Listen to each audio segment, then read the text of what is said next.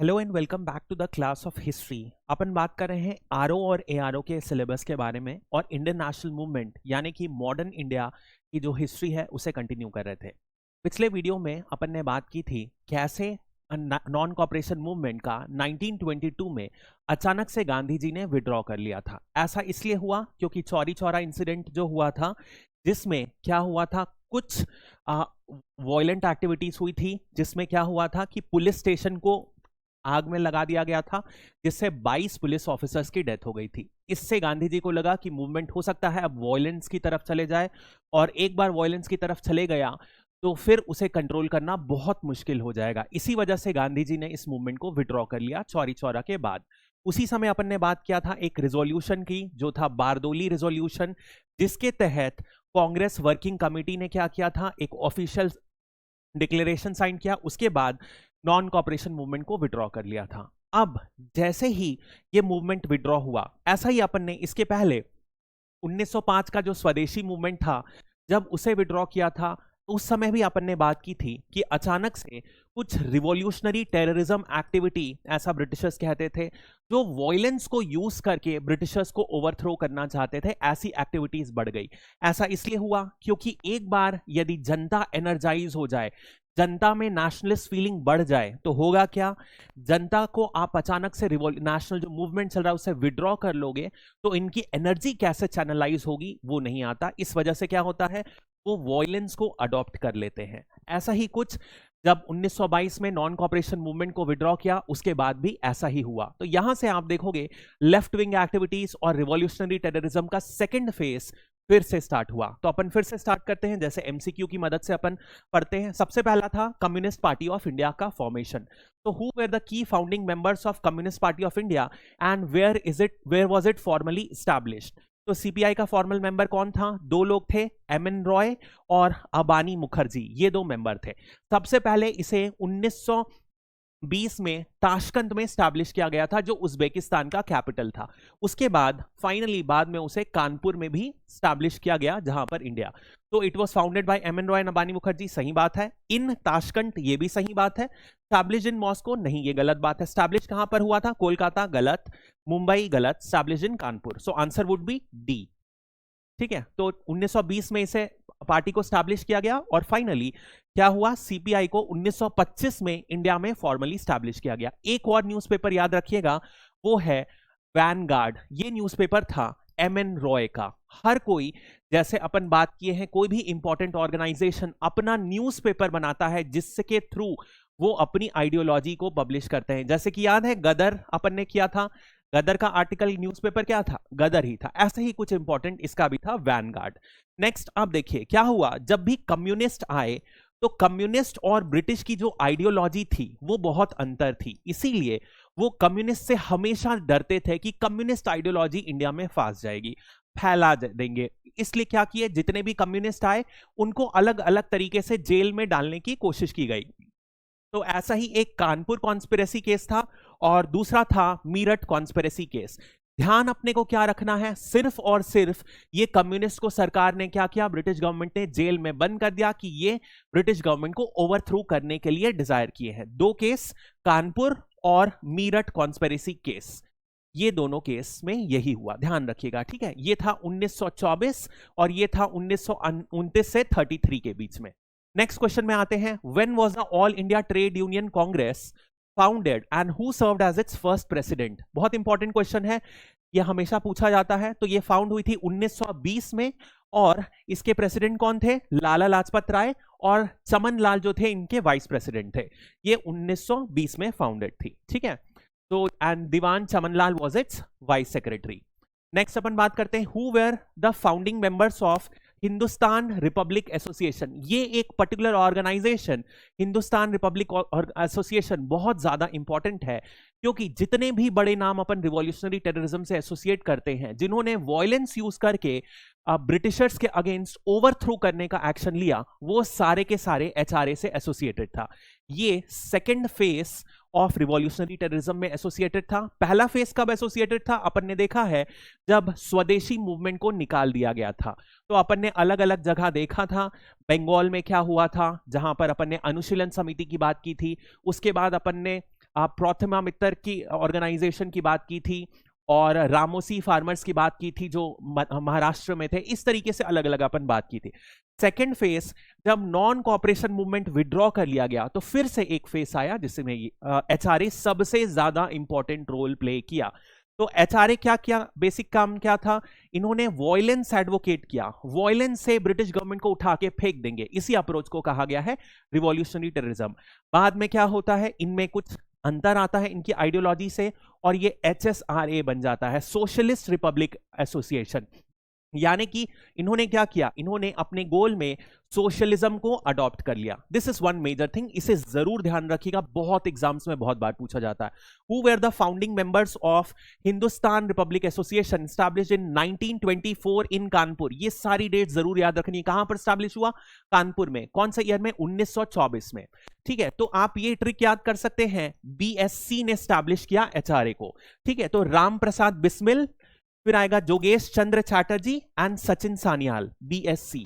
ठीक है, B for Bismil, C for Chandra and Sachin Sanyal. ठीक है, ये बेसिक बीएससी याद रखिएगा, associated with HRA. Next, what was the primary aim of HRA as stated in its founding principles? देख लिया अपन ने, वॉयलेंस को यूज करके ब्रिटिश को फेंक देंगे। तो टू एडवोकेट द पीसफुल तो बिल्कुल नहीं था। टू प्रमोट रिलीजियस हार्मोनी, गलत। To organise an armed revolution to overthrow the colonial government and establish the federal republic United States of India with adult franchise. See, अब एक बात जरूर ध्यान रखिएगा, जो एचआरए थे भले ही वॉयलेंस एडवोकेट कर रहे थे, लेकिन इन्होंने अडल्ट फ्रेंचाइज को प्रेफर किया। यानी कि लोगों के विल पर अंडरस्टैंड किया कि एक बार जो नया गवर्नमेंट फॉर्म हो जाएगा उसमें क्या दिया जाएगा, लोगों को राइट दी जाएगी। यानी कि इन्होंने लेटर स्टेज में डेमोक्रेसी फॉर्मेशन को की ओर सपोर्ट किया। वॉयलेंस तभी तक यूज करना है जब तक ब्रिटिश को बाहर ना फेंक दिया जाए, जरूर ध्यान रखिएगा। तो this are the basic idea. Next अपन बात करते हैं, why did HRA undergo a transformation into Hindustan socialist republican association in 1928? अब हुआ क्या, 1924 में इन्होंने एचआरए फॉर्म किया। अब जैसे ही एचआरए फॉर्म किया उसके बाद इन्होंने क्या किया, वॉयलेंस यूज करना स्टार्ट कर दिया ब्रिटिशर्स के अगेंस्ट। वॉयलेंस यूज करने के लिए क्या चाहिए, किसी भी एक्टिविटी के लिए पैसा चाहिए। पैसा कहां से आएगा ऐसी ऑर्गेनाइजेशन को, डेकॉइटी से, डेकॉइट करके इनसे ही पैसा मिलेगा। तो इन्होंने एक रॉबरी ऑर्गेनाइज करी, काकोरी रॉबरी। इस रॉबरी में इनके जो बहुत महान महान लीडर्स थे उनको फांसी हो गई, और इसी फांसी के बाद इन्हें समझ में आया कि ये इस तरीके से अपनी ऑर्गेनाइजेशन को नहीं चला सकते, एक मेजर चेंज करने की जरूरत है। इसी वजह से इन्होंने एक सोशलिस्ट एजेंडा को एक लॉन्ग टर्म प्लान में चेंज किया। तो टू ब्रॉडन देयर सपोर्ट, बिल्कुल गलत। To emphasise non violence, violence तो आखिरी तक था। To overcome setbacks like Kakori robbery and adopt to the changing political conditions, this is right. To focus solely on political reforms, ये भी गलत। रिवॉल्यूशनरी टेररिज्म है तो वॉयलेंस तो अडॉप्ट करेंगे ही करेंगे। नेक्स्ट अपन बात करते हैं, तो काकोरी रॉबरी कब हुआ था, 1925 में हुआ था, अगस्त में। काकोरी एक स्टेशन है जो लखनऊ के पास है। यहां पर इन्होंने क्या किया था, एक ट्रेन को रॉब करने की कोशिश की थी। उसी रॉबरी के बाद बहुत सारे इनके जो लीडर्स थे, रोशन सिंह, बिस्मिल, अशफाकुल्ला और राजेंद्र लाहिरी को हैंग कर दिया गया था। 4 बड़े नेताओं को हैंग कर दिया गया। इससे क्या हो गया, हिंदुस्तान रिपब्लिकन एसोसिएशन कमजोर पड़ गया। इनको समझ में आया कि रिफॉर्म्स की जरूरत है, इसीलिए एचआरओ को एचएसआरए की तरह चेंज कर दिया गया, जहां सोशलिज्म एक इंपॉर्टेंट एजेंडा हो गया। तो incorporating socialist as an agenda कहां पर चेंज हुआ, 1928 में। 25 में रॉबरी, 24 में फॉर्म हुए, 25 में रॉबरी हुई, उसके बाद इनको समझ में आया, फिर 1928 में ये चेंज कर लिए गए। ठीक है, that is agenda. Firoz Shah Kotla in Delhi, यहां पर चेंज हुआ। इनके जो लीडर थे चंद्रशेखर आजाद मेजर लीडर थे। ठीक है, नेक्स्ट अपन बात करते हैं द मर्डर ऑफ असैसिनेट। अब देखो हुआ क्या था, जब सोशलिज्म एजेंडा अडॉप्ट कर लिए, यानी कि ये सारे के सारे लीडर्स वॉयलेंस से दूर जाने लग गए। इन्हें समझ में आया कि violence is not the answer to every problem, हमें वॉयलेंस छोड़ना पड़ेगा। ये एक इंपॉर्टेंट धारणा आ गई लोगों के मन में, हिंदुस्तान रिपब्लिकन एसोसिएशन वाले लोगों के मन पर। बट हुआ क्या, एक ऐसा इंसिडेंट हुआ जिन्हें इन्हें लगा कि इसका बदला लेना ही पड़ेगा। तो वो इंसिडेंट क्या हुआ, 1928 में क्या इवेंट हुआ था, यदि अपन ने ऑलरेडी पढ़ चुका है, साइमन, अभी और भी देखेंगे इसके बाद में, एक साइमन कमीशन सेटअप हुई थी। और उसे इंडिया ने बॉयकॉट किया था। तो यहां पर एक नारा स्टार्ट किया था, गो बैक साइमन। ये पूरा प्रोटेस्ट ऑर्गेनाइज किया था। अब इसमें क्या हुआ था, जब प्रोटेस्ट हो रहा था तो उसी दौरान लाला लाजपत राय की जो लाठी चार्ज में मृत्यु हो गई। जब ये डेथ हो गई उनकी, तो जो पुलिस ऑफिसर जो इस डेथ के लिए रिस्पॉन्सिबल था, भगत सिंह जी, लोगों को लगा कि उनका बदला लेना जरूरी है। इस वजह से भले ही उन्होंने वॉयलेंस छोड़ दिया था, लेकिन इस पर्टिकुलर इंसिडेंट का बदला लेने के चक्कर में क्या हुआ, उन्होंने वापस से इसे अटैक किया। So this was a incident we are talking about. तो the murder of assassinate SP John Saunder. Saunder वही ऑफिसर था जो लाला लाजपत राय की डेथ के लिए रिस्पॉन्सिबल था। In December 1928 by Bhagat Singh, Chandrashekhar Azad and Sukhdev Thapar was primarily motivated by. याद रखिएगा, 3 नाम आपको याद रखना है जो इस इंसिडेंट से हैं, भगत सिंह, चंद्रशेखर आजाद और सुखदेव थापड़। ये तीनों नाम याद रखिएगा। किसको मारे, सॉन्डर्स को मारे। क्यों मारे, क्योंकि लाला लाजपत राय की डेथ हो गई थी, इन्होंने कर दिया था। तो देख लो, a direct order from Hindustan गलत, a personal vendetta against Saunder for involvement in specific acts of operation हो सकता है ये। Political assassination of to achieve specific concession from the British government, ये गलत है। A strategic act of armed resistance, ये गलत है। तो सबसे अप्रोप्रिएट बी आंसर आएगा, क्योंकि ये लाला लाजपत राय को मार दिए थे, इसी वजह से इनकी डेथ को रिवेंज लेने के लिए ये एक्शन लिया गया। तो ठीक है, नेक्स्ट अपन बात करते हैं। अब एक और इंपॉर्टेंट एक्ट इन्होंने किया, भगत सिंह देव ने और बटुकेश्वर दत्त, ये दोनों ने मिलकर क्या किया था, लेजिस्लेटिव असेंबली में एक बॉम्ब फेंका था। तो क्यों बॉम्ब फेंका था, क्योंकि ये कुछ इंपॉर्टेंट बिल्स को डिस्कस कर रही थी जो इंडिया के फ्रीडम के अगेंस्ट था, जो लोगों की जो फ्रीडम राइट है उसे सप्रेस कर रहा था। इसी को के कारण इन्होंने एक बॉम्ब फेंका था। अब ये बॉम्ब हानिकारक नहीं था, ये कोई ऐसा नहीं कि जानलेवा था, ये बस एक अटेंशन स्पैनिंग बम था कि जिससे लोगों का, ब्रिटिश का ध्यान जाए। और इनका एम क्या था कि जब बम फटेगा तो ब्रिटिश गवर्नमेंट क्या करेगी, इन्हें अरेस्ट करेगी। फिर जहां पर कोर्ट हियरिंग होगी तो कोर्ट हियरिंग में जाके ये हंगामा करेंगे, ये अपने नए नारे को बताएंगे और बताएंगे कि हिंदुस्तान रिपब्लिक एसोसिएशन अब वॉयलेंस को नहीं, अब सोशलिज्म को एडवोकेट करती है। यानी कि जो इनके ऑर्गेनाइजेशन में चेंज आया उसको ये लोगों तक पहुंचाएंगे, इस वजह से ये बम गिराया गया था। So in the incident where Bhagat Singh and Batukeshwar Dutt threw a bomb in Central Legislative Assembly on April 1929, what were they protesting against this? तो 2 एक्ट के अगेंस्ट प्रोटेस्ट कर रहे थे जो लेजिस्लेटिव असेंबली में डिस्कस थी। वो कौन से 2 एक्ट थे? रवलेट एक्ट, बिल्कुल गलत, ये तो 1919 का है, अपन देख चुके हैं। The government of India act of 1919, ये भी कोई तुक नहीं करता। पब्लिक सेफ्टी बिल, सही बात है। ट्रेड डिस्प्यूट बिल, सही बात है। तो आंसर होगा सी और डी, यानी कि थर्ड आंसर होगा। तो ये दोनों बिल को के अगेंस्ट, विरोध में इन दोनों ने बम फेंका था। नेक्स्ट अपन आ जाते हैं। अब ये सारे रिवॉल्यूशनरीज गए, जेल में गए, जेल में इन्होंने लगातार प्रोटेस्ट कर रहे थे। इसी प्रोटेस्ट के द्वारा इन्होंने जितनी भी जेल में गलत गतिविधियां देखी, जो शोषण होते हुए देखा, उसके अगेंस्ट ब्रिटिश का ऑपरेशन किया। इन्होंने 64 डेज का फास्ट रखा था, उसी में 64th डे में इनका ही एक साथी जतिन दास की मृत्यु हो गई, ही बिकेम अ मार्टिन। और इसी के तहत बाद में भगत सिंह को और राजगुरु को, इन दोनों को फांसी चढ़ा दी गई। अब माना इस जाता है, ये अपन बाद में देखेंगे, कि जब गांधी इरविन पैक्ट हुआ तो इस पैक्ट में गांधी जी ने इनके कंसेशन, यानी कि इनको फांसी ना लटकाई जाए, इस वजह से कोई भी कंसेशन नहीं ड्रॉ किया था, उनसे नेगोशिएट नहीं किया लॉर्ड इरविन से। इसी वजह से गांधी जी का काफी विरोध होता है कि उन्होंने राजगुरु और भगत सिंह की जान बचाने के लिए सफिशिएंट मात्रा में स्टेप्स नहीं लिए।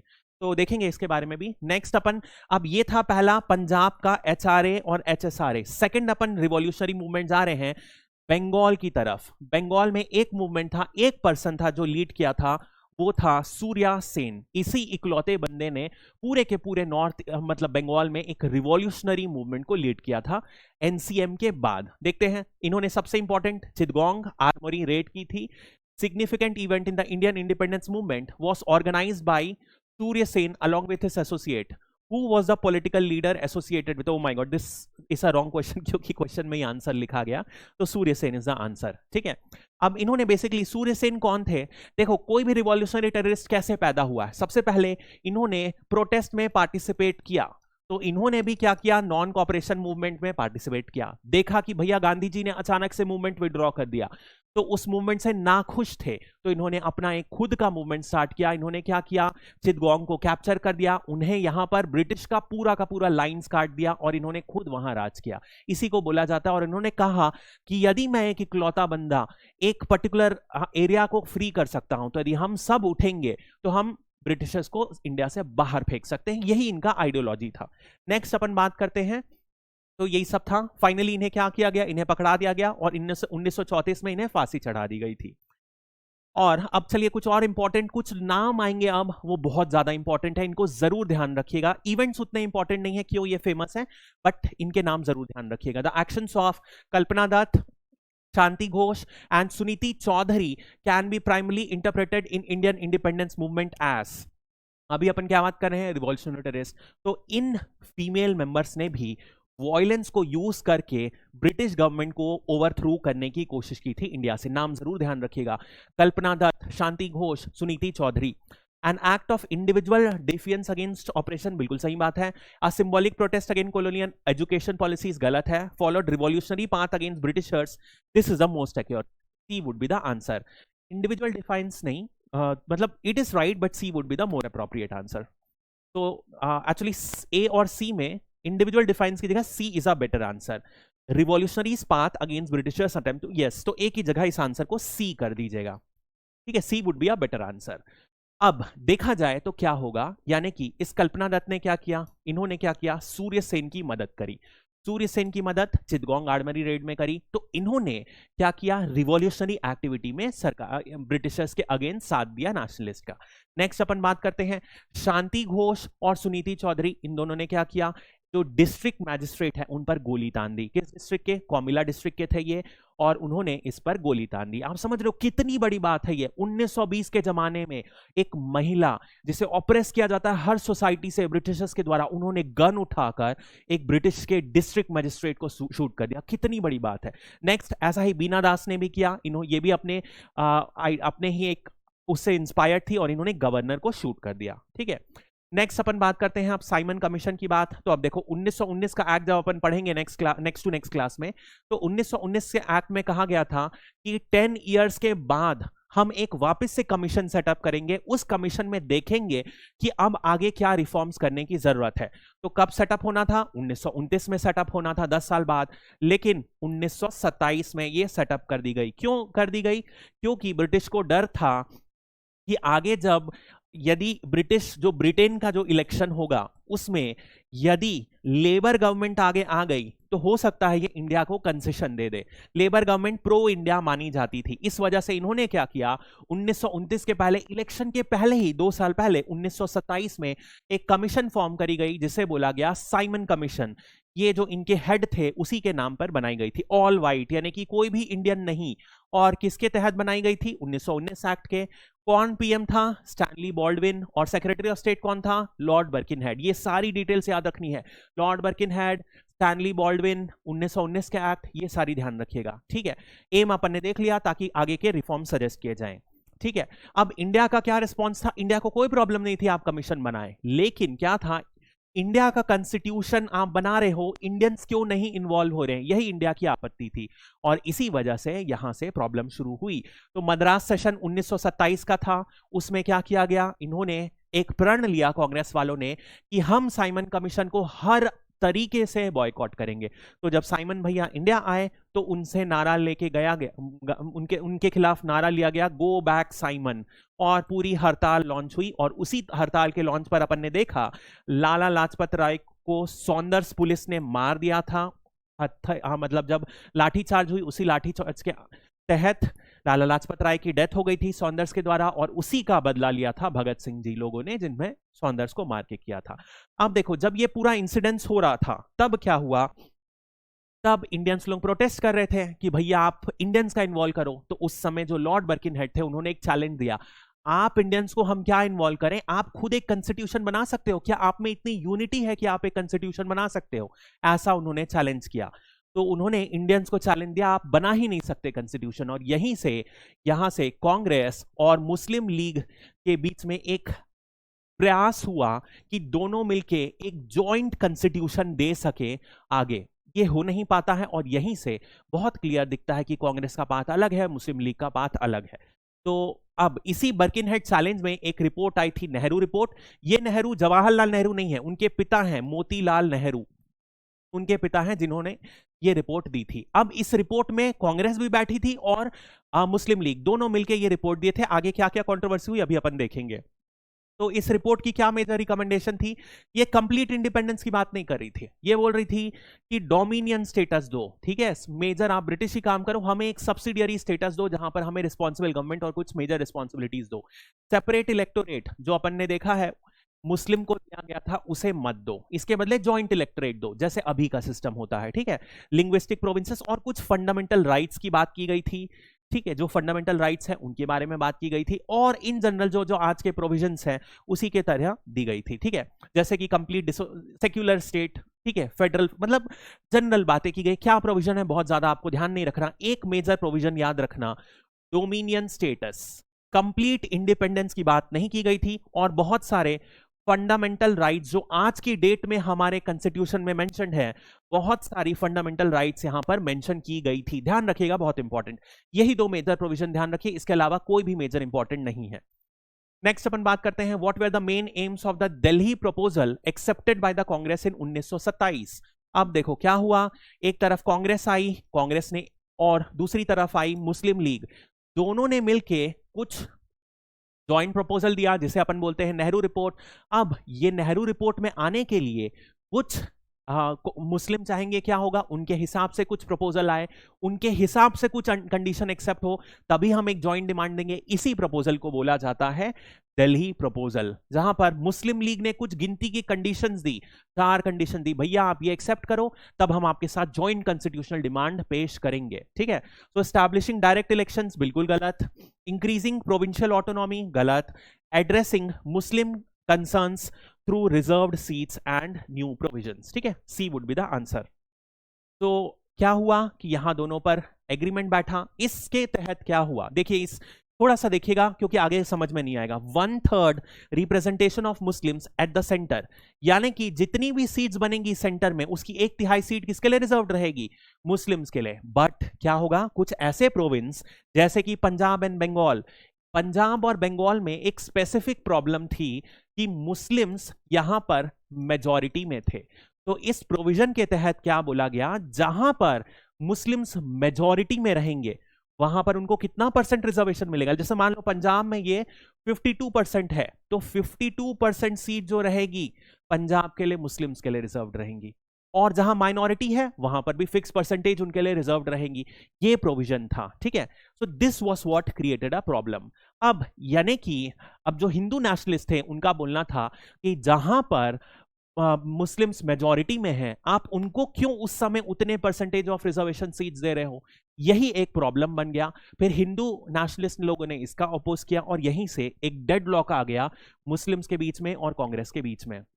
तो हिंदू महासभा ने इस प्रपोजल को अपोज किया। उन्होंने क्या बोला, जॉइंट इलेक्टोरेट ठीक है, सेपरेट इलेक्टोरेट की जगह आप जॉइंट इलेक्टोरेट दो, लेकिन क्या करो आप केवल और केवल उन जगह पर मुस्लिम को रिजर्वेशन दो जहां पर ये माइनॉरिटी में है, जहां पर मेजॉरिटी में है, जैसे कि पंजाब और बंगाल, वहां पर रिजर्वेशन की जरूरत नहीं है। This was the basic idea, जिसमें लड़ाई बढ़ गई और दोनों के बीच में एग्रीमेंट हुआ ही नहीं। नेक्स्ट अपन बात करते हैं, so at an all party conference, यहां पर क्या हुआ, यही सारे मुद्दे फंसे और यहां पे डिसएग्रीमेंट हो गया। तो अब क्या हुआ, मुस्लिम लीग से टोटल अलग हो गए और जिन्ना भाई ने अलग हो गया। उन्होंने कुछ कंडीशन दी जिन्हें बोला जाता है 14 पॉइंट डिक्लेरेशन। तो देखते हैं इसका। Jinnah's 14 point declaration in the context of independence primary focuses on economic reforms, नहीं अपन पॉलिटिकल रिफॉर्म्स की बात कर रहे हैं, securing political rights for Muslim communities, formation of new provinces based on linguistic diversity, गलत, social reforms and educational concerns, ठीक है। तो सिक्योरिंग पॉलिटिकल राइट्स, ये मुस्लिम के लिए पर्टिकुलर, अब कट्टरवादी स्टैंड लेने लगे, नहीं अब हमें सेपरेट इलेक्टोरेट ही चाहिए, हमें पक्का रिजर्वेशन दो 33% सेंटर पे, हमें पक्का रिजर्वेशन दो पंजाब और बंगाल में हमारी पॉपुलेशन से। तो ये जो स्ट्रिक्ट ऑर्थोडॉक्स कट्टर स्टैंड था उसे कहा गया 14 पॉइंट डिक्लेरेशन। तो जहां पर मॉडरेट स्टैंड था जो कहा गया कि दिल्ली प्रपोजल, उसमें क्या हुआ, अड़ंगा आ गया, वो एक्सेप्ट नहीं हुआ। फिर ये मुस्लिम लीग वाले बोले अब हम और कट्टर स्टैंड लेंगे, और इन्होंने 14 पॉइंट डिक्लेरेशन दिया। ठीक है, सो आंसर हो गया। इसमें आप देखो वही रेसिडुअरी पावर्स विद प्रोविंस, उससे भी ज्यादा इंपॉर्टेंट है, जॉइंट इलेक्टोरेट से सेपरेट इलेक्टोरेट में आ गए और सारी डिमांड को कट्टर कर दिए। इसी को बोला जाता है 14 point declaration. Now who was the first Indian women president of the Indian national Congress, याद है? अपन ने 1917 में किया था, कौन थी? एनी बीसेंट, देखा है अपन ने। और 1925 में पहली भारतीय कांग्रेस की लीड बनती है, वो है सरोजनी नायडू। ठीक है, कानपुर में सेशन हुआ था। Next, who among the following was not, ध्यान रखिएगा, not prominently associated with independence league formed by Srinivasam Iyer in 1928? कौन एसोसिएटेड नहीं था? तो नाम तो ये तो है ही, तो डी तो बिल्कुल फालतू ऑप्शन है। और सुभाष चंद्र बोस भी एसोसिएटेड थे, नेहरू भी एसोसिएटेड था, कौन एसोसिएटेड नहीं था? महात्मा गांधी। हुआ ऐसा, मैं थोड़ी सी स्टोरी बना देता हूं। 1928 में क्या हुआ, यदि आप कांग्रेस के हेड देखोगे तो वो थे मोतीलाल नेहरू, और 1929 में आप कांग्रेस के हेड देखोगे तो वो है जवाहरलाल नेहरू। यानी कि 1928 में बाप हेड था, 1929 में आके बेटा हेड बन गया। अब ये सिर्फ बाप बेटे का खेल नहीं है, ये दिखा रहा है कि कांग्रेस एक जनरेशन आगे बढ़ गया। मोतीलाल नेहरू जी ने जब नेहरू रिपोर्ट बनाई तो उसमें क्या था, एक मेजर स्टेटस था डोमिनियन स्टेटस, यानी ब्रिटिश के अंदर रहकर हम रूल करेंगे। लेकिन अब जो नए युवक आए, जवाहरलाल नेहरू, इनके साथ सुभाष चंद्र बोस, इन्होंने इंडिपेंडेंस लीग बनाई और इन्होंने कहा हमें सिर्फ और सिर्फ इंडिपेंडेंस चाहिए, हम डोमिनियन स्टेटस में नहीं रुकने वाले, हमें सिर्फ और सिर्फ पूरी आजादी चाहिए। और यही इसीलिए इंपॉर्टेंट है, 1928 को ध्यान रखिएगा, मोतीलाल नेहरू ने कांग्रेस सेशन लीड किया, 1929 में उनके बेटे ने लीड किया, और ये पूरा एक ट्रांजिशन रिप्रेजेंट कर रहा है, बहुत इंपॉर्टेंट है। ठीक है, तो ये इंडिपेंडेंस लीग को ध्यान रखिएगा। नेक्स्ट अपन बात करते हैं, यही सेशन में आपको बताया 1928 में मोतीलाल नेहरू, और यहीं पर जो जो जितने भी लीडर्स थे ना, जवाहरलाल नेहरू, इन लोग चाह रहे थे कि इसी समय मोतीलाल नेहरू ने के जो रिपोर्ट है उनमें कंप्लीट इंडिपेंडेंस की डिमांड को इनकॉर्पोरेट कर दिया जाए। बट महात्मा गांधी थे, मोतीलाल नेहरू थे, इन लोगों ने माना नहीं। तो एक कॉम्प्रोमाइज रिजोल्यूशन बना गया कि हम 1 साल का जो है सरकार को एक वार्निंग देंगे कि 1 साल में आप हमें डोमिनियन स्टेटस दे दो। यदि आप 1 साल में हमको डोमिनियन स्टेटस दिए तब तो ठीक, नहीं तो कांग्रेस का अगला नारा होगा कंप्लीट इंडिपेंडेंस। यही मुद्दा है। ठीक है, और ये कंप्लीट इंडिपेंडेंस लॉन्च करने के लिए Congress civil disobedience movement launch करेगी। तो what was the primary objective of Lord Irwin's declaration in October 1929? तो कोई नई बात नहीं थी, इन्होंने फिर से आश्वासन दिया कि भैया हम जो आए हैं इंडिया में, हम आपकी भलाई में आए और हम पर विश्वास करो। इसी आश्वासन को बोला जाता है इरविन डिक्लेरेशन।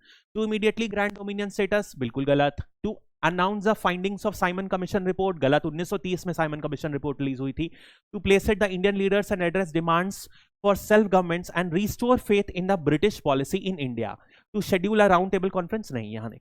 तो सी आया। अब सी में क्या हुआ, यानी कि ये कहना चाहते थे हम अभी भी वही एम है। याद है अपन ने 1917 में एक अगस्त डिक्लेरेशन पढ़ा था। इस डिक्लेरेशन में क्या था कि ज्यादा से ज्यादा इंडियंस को अपन एडमिनिस्ट्रेशन में लाना चाहते हैं, और सक्सेसिव गोल क्या होगा कि इंडियंस को ज्यादा से ज्यादा लाएं और इन्हें डोमिनियन स्टेटस दिया जाए, यही एम था। तो इसी एम को एक तरीके से रिफर्म किया और इन्होंने आश्वासन दिया भैया अभी भी हमारा वही एम है, अभी भी हम क्या चाह रहे हैं कि इंडियंस लोगों का विश्वास बढ़े ब्रिटिश गवर्नमेंट पर, यही एजेंडा था। तो दिस वाज द इरविन्स डिक्लेरेशन। अब व्हाट वर द की objectives outlined in the Delhi manifesto. अब देखो हुआ क्या, इरविन के डिक्लेरेशन में इन्होंने क्या बोला, हमारा एम क्या है कि आप आओ हमारे ऊपर भरोसा करो। इस वजह से हम एक आरटीसी यानी कि राउंड टेबल कॉन्फ्रेंस ऑर्गेनाइज करें, जिसमें कांग्रेस आप भी आओ और हम भी आएंगे, और दोनों मिलके डिस्कस करेंगे कि कैसे भारत को आगे प्रोसीड किया जाए भारत के रिफॉर्म्स के साथ। ये एक एजेंडा था। तो कांग्रेस वाले दुविधा में आ गए, क्या करें। उन्होंने बोला कि ठीक है हम आपकी बात मानते हैं, हम सीडीएम को भी लॉन्च नहीं करेंगे, मगर एक कंडीशन, वो कंडीशन को कहा गया दिल्ली मैनिफेस्टो। एक ही कंडीशन में हम राउंड टेबल कॉन्फ्रेंस अटेंड करेंगे। ठीक है, तो क्या होता है, determination of the timeline for achieving dominion status, formulation of a constitution for the implementation of dominion status, exclusively Congress representation at the constitutional conference, implementation of immediate dominion status and release of political prisoners. भी सबसे correct है। और formulation of a constitution for the implementation. देखिए सबसे D इसका भी गलत answer है, D would be the most accurate. मतलब कि तुरंत क्या था, इमीडिएटली कांग्रेस को राउंड टेबल ये डोमिनियन स्टेटस ग्रांट कर देना चाहिए, ये था डिमांड। यानी कि कांग्रेस वालों ने बोला भैया ये चीज नहीं होनी चाहिए कि कब हमको डोमिनियन स्टेटस ग्रांट किया जाएगा, बट आप बोलो कि किस तरीके से ग्रांट किया जाएगा, और वो रिफॉर्म की बात करो। ये नहीं आपको करना है कि हम आपको दे या ना दे, आप यदि हमें इस में बुला रहे हो राउंड टेबल कॉन्फ्रेंस में, तो आपको ये कंसेंट देना पड़ेगा कि डोमिनियन स्टेटस तो हमको देना ही है। बस उसका अरेंजमेंट कैसे इंडिया को पावर ट्रांसफर होगा उसकी बात अपन करेंगे। तो so this was a basic idea, ठीक है। So the purpose of round table conference should be not to determine whether or when the dominion status was to be reached, but to formulate a constitution for implementation of a dominion status, ठीक है, वही बात कर लिया। और कांग्रेस ही एकमात्र party होनी चाहिए जो राउंड टेबल कॉन्फ्रेंस में इंडिया को रिप्रेजेंट करे। बट क्या हुआ, क्या दिल्ली मैनिफेस्टो रिप्रेजेंट की, क्या माना गया इस डिमांड को? इस डिमांड को नहीं माना गया। तो क्या हुआ बेसिकली, फिर अब सेट था कन्फ्रंटेशन का, और यहां से मुद्दा शुरू होगा सिविल डिसोबीडियंस मूवमेंट की तरफ अपन आगे बढ़ेंगे। तो विच of the following statements about the Lahore session of Congress of 1929 is not true? ध्यान रखिएगा, Jawaharlal Nehru was elected president, ये अपन ने देखा, बाप से बेटा में, बाप 1928 में था, 1929 में बेटा बन गया। Congress declared complete independence as the ultimate goal, ये भी अपन ने देख लिया। Attending the round table conference was one of the major decision taken, गलत। और January 26 1930 was chosen as a first independence day, ये भी सही। नॉट करेक्ट पूछा है तो क्या होगा, सेकंड। यानी कि इस सेशन में क्या हुआ, सबसे पहली बात कांग्रेस ने बोला अब हमारा सिर्फ और सिर्फ एक है में कंप्लीट आजादी। कब का सेशन? 1929 में। क्वेश्चन डायरेक्ट पूछा जाता है किस सेशन में कांग्रेस ने सबसे पहली बार पूर्ण आजादी का डिक्लेरेशन साइन किया? 1929 का सेशन। कहां पर हुआ था? लाहौर में हुआ था। कौन से ईयर में? 1929 में, ठीक है। This are the major idea. और यहीं पर इन्होंने किया कि हम जो राउंड टेबल कॉन्फ्रेंस में लॉर्ड इरविन हमें इनवाइट किए हैं, क्योंकि उन्होंने हमारी डिमांड जो कि हमने दिल्ली मैनिफेस्टो में दी थी उस डिमांड को एक्सेप्ट नहीं करी, इस वजह से हम जो राउंड टेबल कॉन्फ्रेंस है जो पहला होगा हम उसे बॉयकॉट करेंगे। This was the basic idea. अब यहीं पर क्या हुआ, इन्होंने 26 जनवरी को क्या किया, इंडिपेंडेंस डे का डिक्लेरेशन माना। इस दिन को आजाद किया जाएगा, इसी दिन में भारत को आजादी मिलेगी। आपको पता होना चाहिए इसी वजह से रिपब्लिक डे मनाया जाता है। रिपब्लिक डे क्यों मनाया जाता है? क्योंकि हमारे कॉन्स्टिट्यूशन में इस डेट को चुना गया है, क्योंकि पहली बार इसी दिन को पूर्ण आजादी का डिक्लेरेशन कांग्रेस ने मनाया। इसीलिए जब कॉन्स्टिट्यूशन मेकर्स ने चूज किया तो इस डेट को इंटेंशनली चूज किया जब भारत का संविधान लागू होगा, और इसीलिए रिपब्लिक डे मनाया जाता है। तो क्या हुआ, 1930 होगा, सॉरी, ये दिसंबर 1930 में एक ट्राई कलर फ्लैग बनाया गया, और रिवर रावी में सबसे पहली बार इस तिरंगे झंडे को लहराया गया, और यहां पर गांधी जी ने एक इंडिपेंडेंस प्लेज की डिमांड करी थी। अब ये देखो, ये जनवरी 1930 की घटना है। यहीं से गांधी जी ने 11 शर्तें दी थी, 11 डिमांड रखी थी लॉर्ड इरविन को, और इस डिमांड के तहत उन्होंने सब वर्ग की जो बेसिक डिमांड्स हैं उनको रखने की कोशिश करी थी। और उन्होंने कहा मैं आपको 3 महीने का समय दे रहा हूं, यदि इस 3 महीने में आपने मेरी डिमांड पूरी करी तो हम सिविल डिसोबीडियंस मूवमेंट को नहीं लॉन्च करेंगे, यदि आपने नहीं करी तो हम आपके खिलाफ एक सिविल डिसोबीडियंस मूवमेंट लॉन्च करेंगे। This was the ultimatum. तो इन्होंने, आप देखिए, 31 जनवरी 1930 को दिया था और इन्होंने मार्च की डेडलाइन दी थी। तो इन्होंने कुछ डिमांड दी थी जो कैपिटलिस्ट लोगों के लिए दी थी, कुछ डिमांड पीजेंट लोगों के लिए दी थी, और कुछ जो आम जनता के लिए दी थी। तो एक बार देख लीजिएगा क्या क्या डिमांड है। बहुत बेसिक डिमांड है कि क्या होना चाहिए, टोटल प्रोहिबिशन, मतलब दारू बंद कर दो। उसके बाद क्या होगा, रिफॉर्म्स कैरी ऑन करो सीआईडी में, आर्म्स एक्ट में जिसमें भारतीयों को आर्म्स कैरी करने की डेट नहीं है उसे परमिट किया जाए, पॉलिटिकल प्रिजनर्स को रिलीज करो। इस तरीके से पीजेंट की क्या डिमांड होगी, जो रेंट है उसे कम करो। इसी तरीके की बेसिक डिमांड है, एक बार देख लीजिएगा, कभी कभी पूछ लिया जाता है। Next, launching CDM by February and Gandhi ji had decided to make salt. तो इन्होंने क्या किया, जब कोई भी नहीं मिला तो इन्होंने साबरमती आश्रम से वापस लॉन्च किया सिविल डिसोबीडियंस मूवमेंट। इस साबरमती आश्रम से ये डांडी तक पैदल चल के जाएंगे और डांडी में जाकर ये सॉल्ट को बनाएंगे वहां से, और सरकार को टैक्स नहीं देंगे। सॉल्ट टैक्स में, सॉल्ट को बनाने में एक सरकार सॉल्ट टैक्स लेती थी, इसी वजह से इन्होंने ये किया। ऐसा क्यों किया इन्होंने? क्योंकि सिंपल सी बात है, क्या होता है, सॉल्ट टैक्स, एक सॉल्ट ऐसी चीज है जो हर घर में यूज होता है, और सरकार इसको चूज कर रही थी ना, इस पर टैक्स लगा के आम जनता को परेशान कर रही थी। तो गांधी जी ने इसलिए नमक चुना क्योंकि नमक ऐसे कमोडिटी है जो दिखाता है कितनी ऑपरेसिव पॉलिसीज है ब्रिटिश की। उन्होंने ये दिखाया कि यदि नमक को हम फ्री में बनाने की डिमांड कर रहे हैं तो ये कोई मेजर डिमांड नहीं है, और यदि नमक बनाने की डिमांड पर आप ऐसे पीसफुल लोगों पर वॉयलेंस से अटैक करोगे तो ब्रिटिशर्स की जो इंटरनेशनल इमेज है खराब होगी। इसी वजह से इन्होंने नमक के लिए चूज किया। तो साबरमती आश्रम से ये 12 मार्च को निकले और दांडी को ये 6 अप्रैल में पहुंचे, जहां पर इन्होंने सॉल्ट बनाया और टैक्स नहीं दिया। अब मैच द फॉलोइंग, अब आपको मैच करना है कि सिविल डिसोबीडियंस मूवमेंट में कौन सी जगह में कौन से लीडर ने लीड किया। ये बहुत इंपॉर्टेंट क्वेश्चन है, ध्यान रखिएगा। तो सी राजा गोपालाचारी ने लीड किया तंजौर में, सो 1 का ई okay, so this is only answer, but बाकी देख लीजिए। के केलप्पन बहुत इंपॉर्टेंट है, ये वाइकोम सत्याग्रह को लीड किए थे, तो 2 का ए। खान अब्दुल जाफर खान, ये भी बहुत इंपॉर्टेंट है, सो 5 का बी होगा, तो दिस। अंबिका कांत सिन्हा जो आएगा पटना में आएंगे, और गोपाल बंधु चौधरी आएंगे उड़ीसा में। ये सारे के सारे बहुत इंपॉर्टेंट नाम है। यदि कुछ नाम याद रखना है तो राजा गोपालाचारी का याद रखिएगा, किलप्पन का याद रखिएगा, और खान बहादुर का। ये 3 नाम जरूर याद रखिएगा, बहुत पूछे जाते हैं, स्पेशली खान अब्दुल जाफर खान का। What was the primary, who was the primary figure responsible for establishing the Khudai Khidmatgars Volunteer Brigade, also known as Red Shirts? अब इसके लिए कौन रिस्पॉन्सिबल था? खान अब्दुल जाफर खान। इन्हें क्या बोला जाता है? फ्रंटियर गांधी। बहुत इंपॉर्टेंट नाम है, बहुत बार क्वेश्चन पूछता है, जरूर ध्यान रखिएगा, ठीक है। तो इन्होंने जो पाश्तू लोग थे उनका एक ऑर्गेनाइजेशन बनाया, वही एम था कि हम ब्रिटिशर्स को ओवरथ्रो करेंगे, लेकिन इन्होंने नॉन वायलेंस को यूज करके, इसीलिए इन्हें बोला जाता है फ्रंटियर गांधी। फ्रंटियर क्यों बोला जाता है? क्योंकि ये फ्रंटियर प्रोविंस में थे, बिल्कुल जो ये क्या है, बॉर्डर एरिया हो गया, इस वजह से इन्हें फ्रंटियर, बॉर्डर के नाम से बोला जाता है। और गांधी किस लिए बोला जाता है? क्योंकि जो गांधी की नॉन वायलेंस अप्रोच थी वही इन्होंने फॉलो किया। तो the first Pashto month political magazine Pakhtun had been organized, जहां पर इन्होंने एक जो थे रेड शर्ट्स नाम का एक ऑर्गेनाइजेशन किया। It was here that a section of Garhwal rifle soldiers refuse to. अब देखो यहां पर एक इंसिडेंट हुआ था कि ब्रिटिशर्स ने ऑर्डर दिया गढ़वाल राइफल्स को कि आप इन पर गोली मारो, लेकिन इन्होंने नहीं मारा। अब ये बहुत इंपॉर्टेंट है क्योंकि ये कैसा प्रोविंस था? ये मुस्लिम डोमिनेटेड प्रोविंस था, और मुस्लिम डोमिनेटेड प्रोविंस में एक बात सामने आई कि मुस्लिम्स लोगों ने नॉन वायलेंस यूज किया और गढ़वाल राइफल्स वाले लोगों ने इन पर हमला नहीं किया। तो जितना भी बोल दिया जाए कि भैया आप मुस्लिम हिंदू विभाजित है, लेकिन द ट्रूथ इज इंडिया और इंडियन स्पिरिट में वॉयलेंस कभी भी एक्सेप्ट नहीं किया गया है, और इंडियंस हमेशा भाईचारे से एक दूसरे को एक्सेप्ट करते आए हैं। वो इस इंसिडेंट्स ने बहुत क्लियरली दुनिया को दिखा दिया था।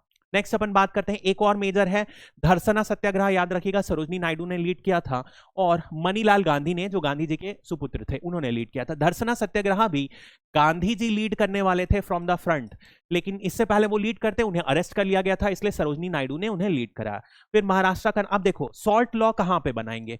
जहां पर समुद्र है वहीं पे बना सकते हैं, लेकिन महाराष्ट्र, कर्नाटका, सेंट्रल प्रोविंस, ये सब ऐसी जगह थी जहां पर ट्रेडिशनली सॉल्ट बनते ही नहीं थे, या यूनाइटेड प्रोविंस में तो कोई समुद्र ही नहीं है, तो कहां बनाएंगे?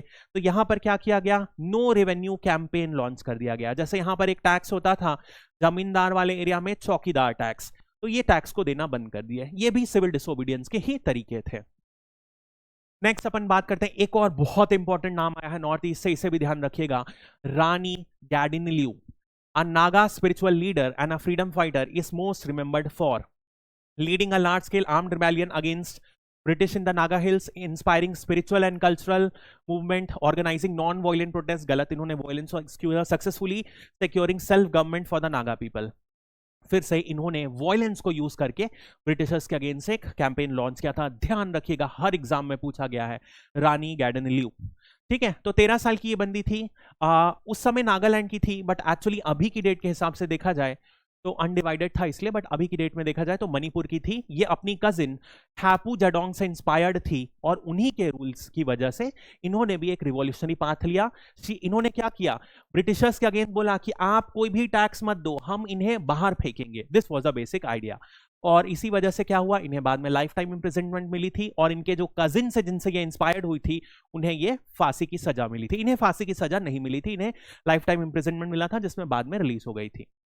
अब हुआ क्या, अगली बात अपन करते हैं प्रॉब्लम चल रही थी, प्रोटेस्ट चल रहा था, उसी समय लॉर्ड इरविन ने एक प्रपोजल दिया। इन्होंने क्या किया, अनकंडीशनली जितने भी कांग्रेस वर्किंग कमेटी के मेंबर्स जो जेल में थे, इंक्लूडिंग महात्मा गांधी, इन सबको रिलीज कर दिया और बोला क्या, अब इनके साथ मिलकर अपन एक एग्रीमेंट लॉन्च करते हैं और इस एग्रीमेंट से क्या करेंगे, अपन फिर से एक राउंड टेबल कॉन्फ्रेंस की डिमांड रखेंगे और अब अपन कोशिश करेंगे फिर से एक पीसफुली बात हो। तो इसी बात पर एक सेकेंड राउंड टेबल कॉन्फ्रेंस की आयोजन हुआ था और गांधी इरविन का पैक्ट हुआ था। तो what was the primary significance of Gandhi Irwin pact? इसमें क्या हुआ, जो सिविल डिसोबीडियंस मूवमेंट चल रहा था वो गांधी गिव अप कर देगा और इरविन क्या करेगा, वो कुछ और डिमांड्स एक्सेप्ट करेगा जो कांग्रेस ने लीड किया। तो it immediately granted India dominion status, it brought a permanent end to all the civil disobedience movement, permanent end नहीं शॉर्ट टर्म एंड था। It established the Indian National Congress as an equal negotiating partner with the British government. अब देखो क्या होता है, जब भी government बात करती है तो गवर्नमेंट ही बात करती है। जैसे कि Pakistan, Indian government, let us से इंडियन गवर्नमेंट, यदि पीएम बात करें हैं मोदी जी, तो मोदी जी जब बात करेंगे लेट अस से फ्रांस से, तो जो फ्रांस का जो हेड रहेगा, उनका हेड है प्रेसिडेंट, तो वो प्रेसिडेंट से ही बात करेंगे। यानी कि कभी भी सरकार का जो मेंबर होता है अपने से नीचे ओहदे वाले से बात नहीं करता है। यदि बात हो रही है मतलब कि दोनों बराबर हैं, तो जब प्रधानमंत्री रशिया जाते हैं तो वो पुतिन से ही बात करते हैं। इसी तरह का यूएस जाते हैं तो वो वहां के प्रेसिडेंट जो बाइडेन से बात करते हैं। यानी कि जब ब्रिटिश गवर्नमेंट कांग्रेस से बात कर रही है, इसका मतलब क्या हुआ, उन्होंने कांग्रेस को भारत सरकार का दर्जा दे दिया। इसीलिए पहली बार ऐसा हुआ कि कांग्रेस को सरकार का दर्जा मिल गया। This is the most important point of Gandhi Irwin pact. इन्होंने क्या किया, कांग्रेस को equal footings as that of the British government में ले आया। तो जनवरी 1931 में सारे मेंबर्स को रिलीज कर दिया गया था और यह पैक्ट साइन हुआ। इस पैक्ट के तहत क्या हुआ, दोनों के बीच में कुछ एग्रीमेंट हुआ जहां पर कुछ गांधी जी की बात मानी गई, कुछ नहीं मानी गई। ठीक है, तो लॉर्ड इरविन ने क्या बोला गया कि आप जितने भी पॉलिटिकल प्रिजनर्स हैं जो वायलेंस के लिए कन्विक्ट नहीं हुए हैं, सारों को रिलीज कर दो। जितने भी फाइन्स हैं जो नहीं कलेक्ट किए गए हैं उन्हें माफ कर दो। ऐसे ही यदि कोई ऑफिसर है, सरकारी ऑफिसर, उसने रिजाइन कर दिया है तो उन्हें वापस ड्यूटी में बुला लो, इस तरीके से। लेकिन जो नहीं मानी गई डिमांड कि वो क्या है, यहां पर सबसे पहले कि जो वायलेंस को एक्सेप्ट कर चुके हैं उनको हम रिलीज नहीं करेंगे। और इसके बदले क्या करेंगे, गांधी जी जो कांग्रेस को रिप्रेजेंट कर रहे थे, उन्होंने बोला हम second round table conference London में आपका पार्टिसिपेट करेंगे। This was a basic idea. तो what was the most significant impact of the Karachi Congress session? अब देखो ये एग्रीमेंट पैक्ट हुआ, ठीक है, ये एग्रीमेंट जब पैक्ट हो गया तो यहां पर भगत सिंह लोगों को, जिनको फांसी मिलने वाली थी, उनको बचाने के लिए माना जाता है गांधी जी ने सफिशिएंट मात्रा में बल नहीं दिया इरविन जी के सामने, यही मुद्दा आया। तो जब एक स्पेशल कांग्रेस सेशन हुआ था, ध्यान रखना मार्च, अपन बात की है रेगुलर सेशन कांग्रेस का कब होता है, दिसंबर में, लेकिन एक स्पेशल सेशन हुआ जहां पर जो गांधी इरविन पैक्ट हुआ उस पैक्ट को एंडोर्स किया गया कांग्रेस ने। इस पैक्ट को कांग्रेस एंडोर्स करेगी तभी तो गांधी जी नेगोशिएशन में जाएंगे। जब इस पैक्ट को एंडोर्स किया गया उसके 2 दिन पहले जब ये सेशन हुआ तब भगत सिंह जी लोगों को फांसी चढ़ा दी गई। तो जो पूरा का पूरा गांधी जी का जब कॉन्वॉय जब ट्रैवल किया और ये लाहौर तक जा रहे थे तो पूरे के पूरे पंजाब और आसपास एरिया में इन्हें काली झंडी दिखाई गई गांधी जी को, क्योंकि आपने भगत सिंह को नहीं बचाया।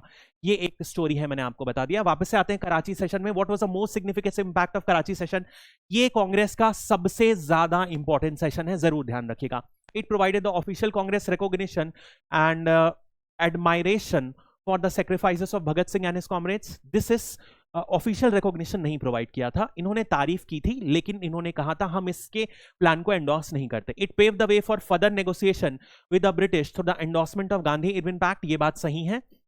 It confirm the goal of complete independence as ultimate goal, ये भी सही है। It establish resolution on fundamental rights and economic policy.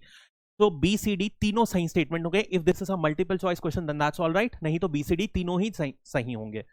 तो दिस इज रॉन्ग। तो आंसर E होगा जिसमें B + C + D तीनों के तीनों प्रोविजंस होंगे। ठीक है ना। Who presided over the Karachi Congress session? ये कांग्रेस सेशन बहुत इंपॉर्टेंट है इसलिए मैं आपको करा दे रहा हूं। तो ये है सरदार वल्लभ भाई पटेल इस सेशन में प्रिसाइड किए थे। अब देखो इस सेशन में क्या हुआ, गांधी इरविन पैक्ट को एंडोर्स किया गया। अब एक और महत्वपूर्ण बात जो यहां से आपको समझना पड़ेगा, कराची डिक्लेरेशन पहली बार बात करती है कि यदि कांग्रेस लगातार बात कर रही है कि फ्रीडम या कंप्लीट इंडिपेंडेंस में, तो जब भारत को ब्रिटिशर से कंप्लीट फ्रीडम मिल जाएगी तो आम आदमी को क्या फायदा होगा, इसकी बात पहली बार कराची सेशन में की जाती है। तो यहां पर क्या हुआ, इन्होंने एक फंडामेंटल राइट्स का रिजोल्यूशन पास किया और दूसरा एक इकोनॉमिक प्रोग्राम का भी रिजोल्यूशन किया। इकोनॉमिक प्रोग्राम में क्या हुआ कि जो रेंट किसानों को देना पड़ता है वो सब्सटेंशियली कम किया जाएगा। ऐसी होल्डिंग जिनमें कोई भी वायबिलिटी नहीं है, जिसमें सब्सटेंशियल पैसा नहीं कमाया जा सकता, उनसे रेंट ही नहीं लिया जाएगा। सिमिलरली कोई भी एग्रीकल्चर जो ऋण होगा, जो डेट होगा, उससे हम आपको कर्ज माफी बेसिकली देंगे जितना हम कंट्रोल कर सके। और state ownership of major industries, यानी यदि आप देख लो यहां से कांग्रेस सोशलिज्म मेजर अडॉप्ट कर रही है, ठीक है, state ownership and control of की इंडस्ट्रीज जो आगे जाके करी जाती है। और फंडामेंटल राइट जो आज की डेट में है, universal adult franchise, free press, free में बात कर सकते हैं, कोई रुकावट नहीं आएगी, वही सारी बातें हैं, ठीक है। तो नेक्स्ट अपन बात करते हैं, how many round table conferences where held during the discussions on the constitutional reforms and which of these did the Indian national Congress attend. कितने राउंड टेबल कॉन्फ्रेंस हुए थे और कितने कांग्रेस अटेंड की थी। तो पहला हुआ था, दूसरा हुआ था और तीसरा हुआ था। कांग्रेस कौन सा अटेंड की थी, सिर्फ फर्स्ट और थर्ड को नहीं अटेंड की थी, सिर्फ और सिर्फ एक अटेंड की थी। ये किस लिए अटेंड की थी, क्योंकि अभी अपन ने देखा इरविन और गांधी का एक पैक्ट हुआ था जिसके बाद कांग्रेस अटेंड करी थी, ठीक है। तो इसमें सेकेंड राउंड टेबल कॉन्फ्रेंस को बस अटेंड की थी जिसमें सिर्फ और सिर्फ गांधी एकमात्र बंदे थे जिन्होंने कांग्रेस को रिप्रेजेंट किया। नेक्स्ट अपन बात करते हैं, which of the following about Lord Irwin's Deepawali declaration is true. फिर से ध्यान रखिएगा, इंपॉर्टेंट है। दीपावली डिक्लेरेशन क्या था लॉर्ड इरविन का, ये दीपावली से एसोसिएटेड नहीं था। It immediately granted dominion status to India, ये तो कभी नहीं हुआ। It mark the significant shift in the British policy towards Indian self government prompting widespread celebration, ऐसा कुछ नहीं था। It offered a vague promise of eventual dominion status leading to scepticism and continued agitation by the Indian leaders. जो 1917 का था ना August declaration, वो ही फिर से बोल दिया कि हम आपको अल्टीमेटली डोमिनियन स्टेटस देंगे। कब देंगे, कितने टाइम में देंगे, कैसे देंगे, उसकी कोई बात नहीं की गई थी, ठीक है। So this was about the Irwin Deepavali Declaration. Which of the following best describes the primary objective of the communal award announced by the British Prime Minister in 1932?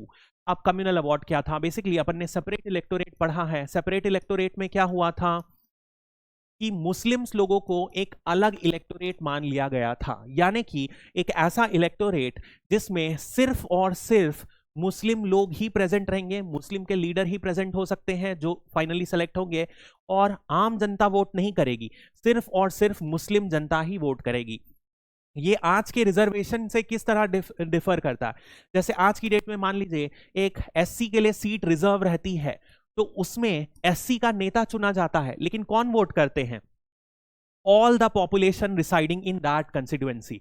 तो कम्युनल अवार्ड में क्या किया गया कि इसमें जो पिछड़ी जाति बोली जाती है, जो गांधी जी बोलते थे हरिजन यानी कि शेड्यूल कास्ट, इन सबको भी सेपरेट इलेक्टोरेट मुस्लिम की तरह दिया जाएगा, इसी को बोला जाता है कम्युनल अवार्ड।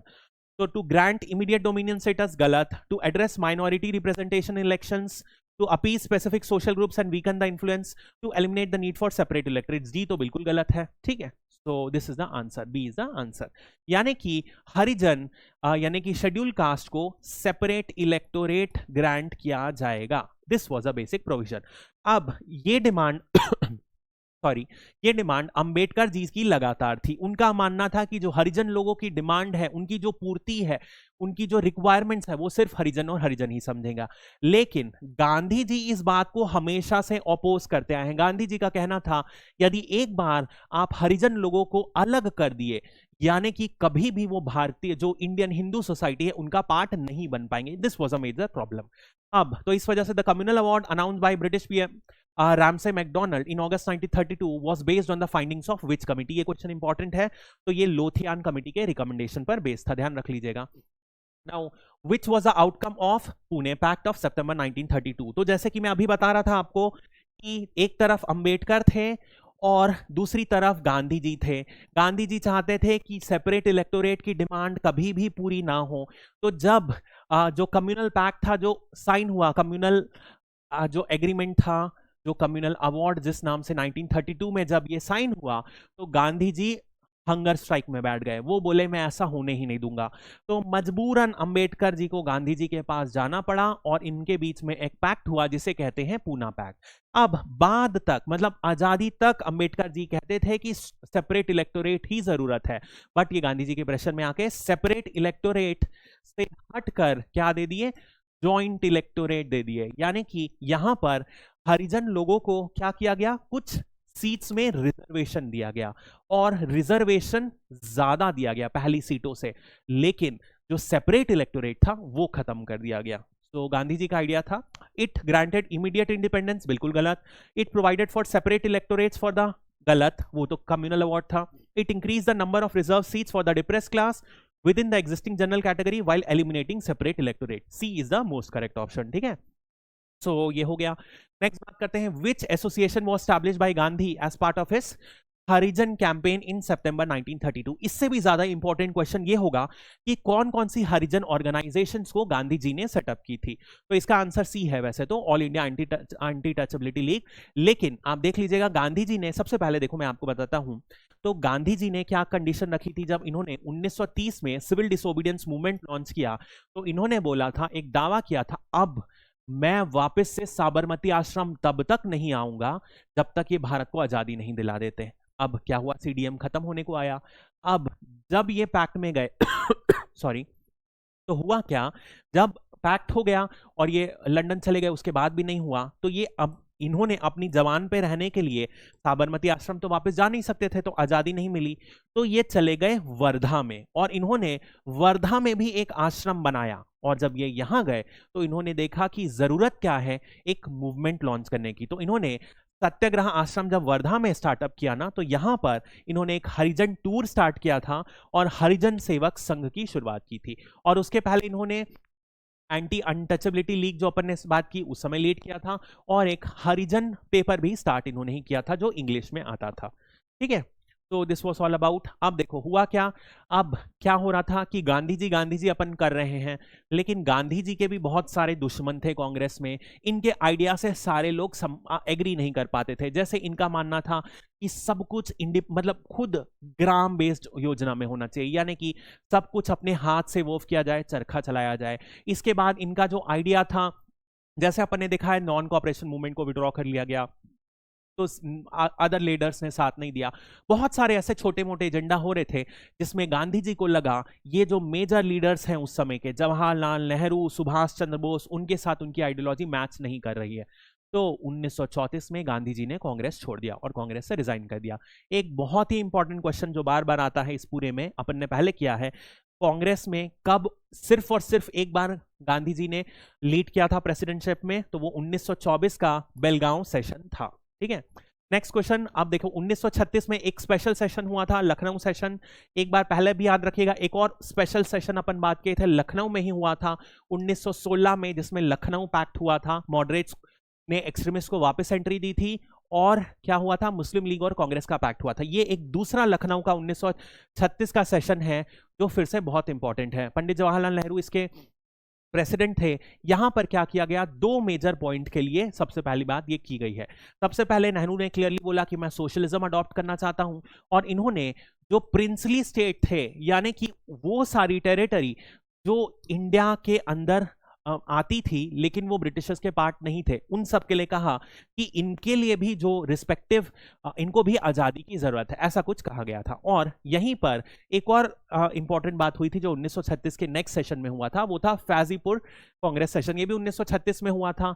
यहां पर क्या हुआ था कि इन्होंने एक एग्रीकल्चर रिलेटेड पहली बार एजेंडा अडॉप्ट किया था कांग्रेस ने, ठीक है। इसलिए ये 1936 का बहुत इंपॉर्टेंट सेशन है। It marks the Congress definitely shift towards the socialist ideology, गलत। It established Nehru as an undisputed leader, गलत। It strategically addressed rural grievances adopting a comprehensive agrarian programme, C सबसे ज्यादा इंपॉर्टेंट। ये सेशन इसलिए भी इंपॉर्टेंट है क्योंकि ये कांग्रेस का पहला ऐसा सेशन हुआ था जो किसी गांव में हुआ था, फैजीपुर, ठीक है। तो this is all about, president थे पंडित नेहरू और उन्होंने एक एग्रेरियन प्रोग्राम का किया था। वही क्या डिमांड करेंगे एग्रीकल्चर से रिलेटेड, कि कोई भी जो ज्यादा रेंट नहीं लेंगे, जो यहाँ पर रेंट लेने लायक नहीं है उसको आजाद कर देंगे रेंट से, इसी तरीके की डिमांड करे थे। सो इस तरीके से अपन सिविल डिसोबीडियंस मूवमेंट के एंड में आ चुके हैं। अब एक बार क्या हुआ था, वापस से जब राउंड टेबल कॉन्फ्रेंस, जो सेकेंड राउंड टेबल कॉन्फ्रेंस में जिसमें कांग्रेस गई थी लंदन अटेंड करने के लिए, जब वहां से वापस लौटते हैं तो गांधी जी काफी डिससैटिस्फाइड रहते हैं ब्रिटिश गवर्नमेंट के एटीट्यूड से, और फिर से ये सिविल डिसोबीडियंस मूवमेंट लॉन्च कर देते हैं। इसे second phase of civil disobedience movement कहा जाता है। बट इस बार क्या हुआ, लोगों ने अच्छे से रिस्पॉन्स नहीं दिया, लोगों ने पार्टिसिपेट नहीं किया, इंडस्ट्रियलिस्ट लोगों ने पार्टिसिपेट नहीं किया, इसलिए मूवमेंट क्या हुआ, उसका पार्टिसिपेशन डल होते गया, और इसी तरीके से सिविल डिसोबीडियंस मूवमेंट फाइनली खत्म हो गया। जब सिविल डिसोबीडियंस मूवमेंट खत्म हो गया, उसके बाद एक इंपॉर्टेंट जो एजेंडा आएगा वो उसके बाद अपन को करना रहेगा 1935 गवर्नमेंट ऑफ इंडिया एक्ट रहेगा। उसी बेसिस में 1937 में इलेक्शन लड़ा जाएगा, जिसमें कांग्रेस 11 स्टेट्स में अपनी जो है सरकार बनाती है, और उसी समय 28 महीने तक कांग्रेस रूल करती है। उस 28 महीने के रूल करने के बाद वर्ल्ड वॉर 2 ब्रेकआउट हो जाता है, और कुछ कुछ सिग्निफिकेंट इवेंट्स होते हैं जो अपन को 4 या 5 इंपॉर्टेंट रहेंगे, जैसे अगस्त ऑफर रहेगा, क्रिप्स प्रपोजल रहेगा, इस तरीके के कुछ इंपॉर्टेंट हैं। फिर फाइनली अपन आजादी की तरफ बढ़ेंगे, और जहां पर फाइनली अपन देखेंगे जो दोनों कंट्रीज का विभाजन हो जाता है और फाइनली इंडिया आजाद हो जाती है। उसके साथ हमारी हिस्ट्री खत्म हो जाएगी। फिर एक और स्पेशल क्लास अपन लेंगे जिसमें जितने भी इंपॉर्टेंट पॉइंट्स हैं, जैसे कि अपन ने लॉस नहीं किया है, कुछ छोटे छोटे मिसलेनियस टॉपिक्स बचे हैं, वो भी मैं आपको कराऊंगा। इसके साथ पूरी हिस्ट्री खत्म हो जाएगी। 2 और क्लास बची है, and in that we will end up the topic. So that's all for this. Hope you enjoyed the class. If you have enjoyed, you can comment. यदि कोई भी रिक्वायरमेंट है तो भी आप बता सकते हो, लाइक कर सकते हो, शेयर कर सकते हो, and do tell me anything what you need in the comment section. Thank you.